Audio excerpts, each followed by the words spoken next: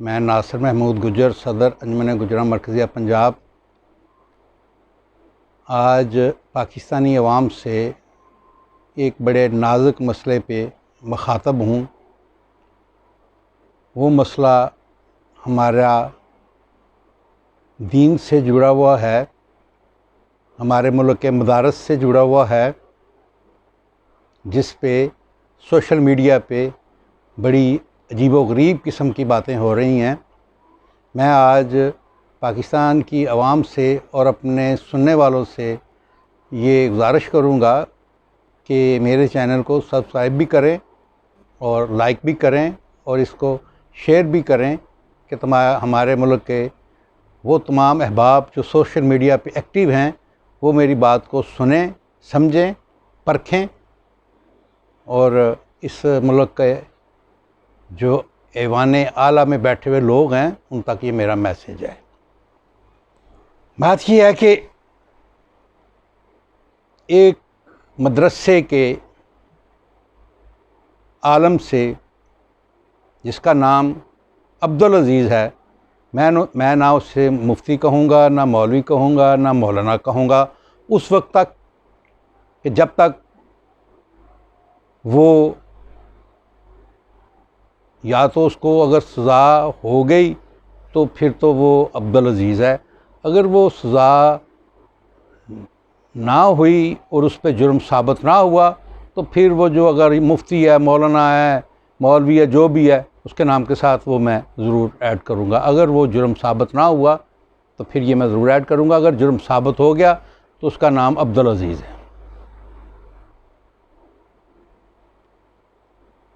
मेरे इस बयान में पाकिस्तानी अवाम से सवाल है कि हमारे मुल्क का जो कहा जाता है जी सबसे आला और अरफा अदारा हमारा पार्लियामेंट है, बदकिस्मती से वहाँ बड़ी यूनिवर्सिटियों के बहुत बड़े बड़े पढ़े लिखे लोग भी उसके मेंबर हैं, रहे हैं, अब भी हैं, जिनको एक आयत तक नहीं आती।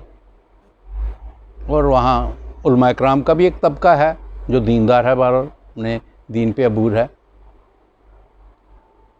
उस आला व अरफा अदारे में पिछले दिनों बजट पे जो कुछ उन लोगों ने अपने अदारे में तूफ़ान बदतमीज़ी बर्पा किया है, क्या पाकिस्तान के सोशल मीडिया पे ये आया है कि उस पार्लियामेंट को बंद कर दिया जाए जहां इतने बदतमीज़ी हो, इतनी ओपनली अपनी माओ बहनों को बुरा भला कहा जाए?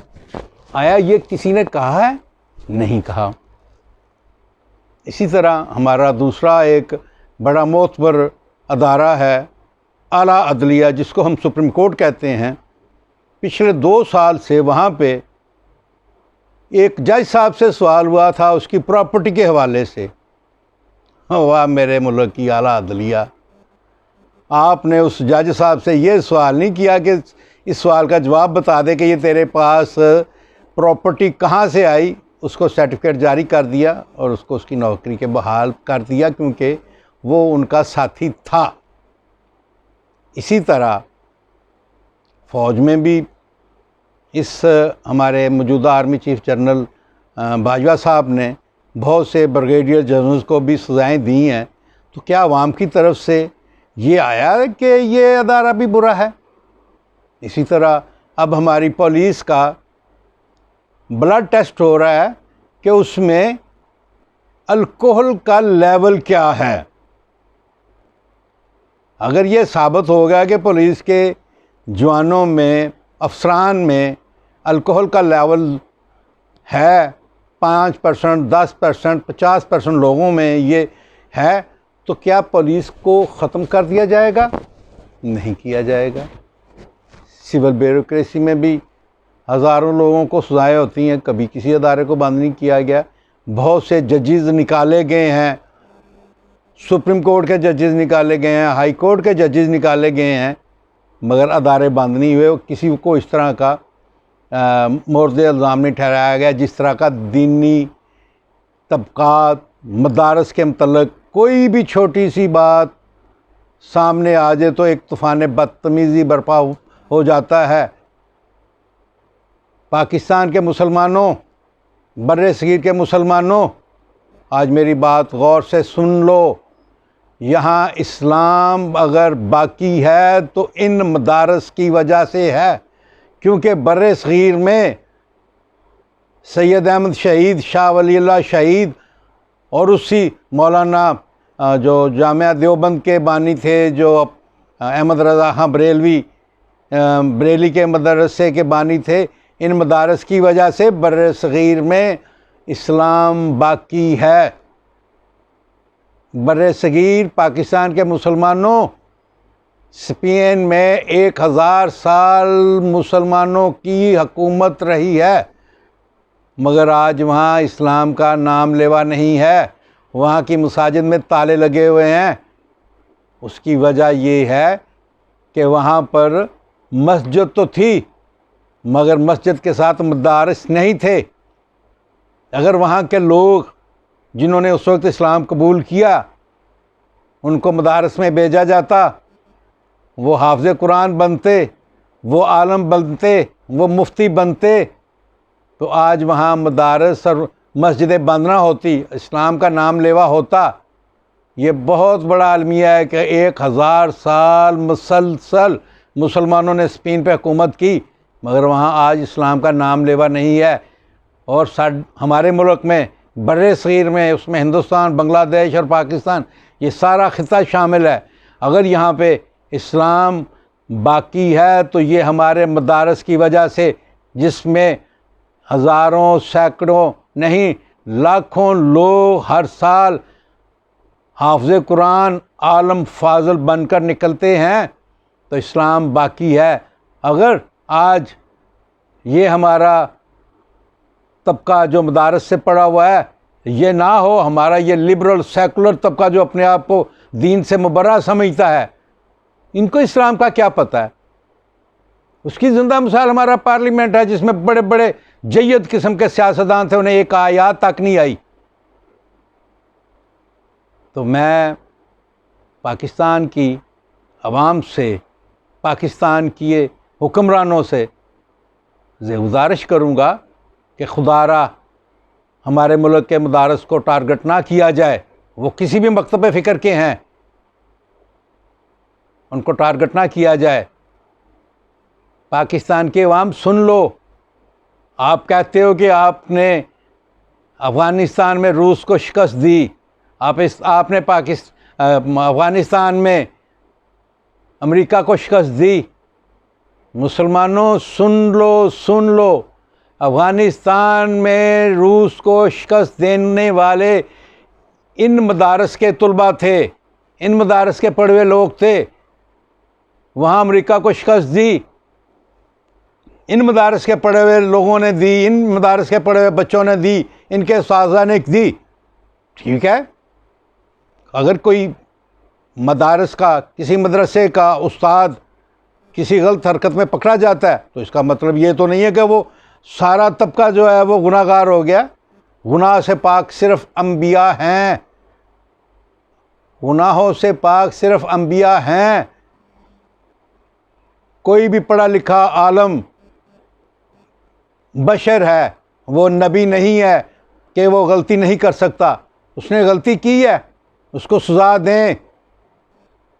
अगर कोई इस जगह पे किसी यूनिवर्सिटी का कोई उस्ताद पकड़ा जाता, कोई जज पकड़ा जाता, कोई फ़ौज का बंदा पकड़ा जाता, कोई और किसी महकमे का बंदा पकड़ा जाता, तो तमाम महकमे के लोग उसके पीछे होने थे।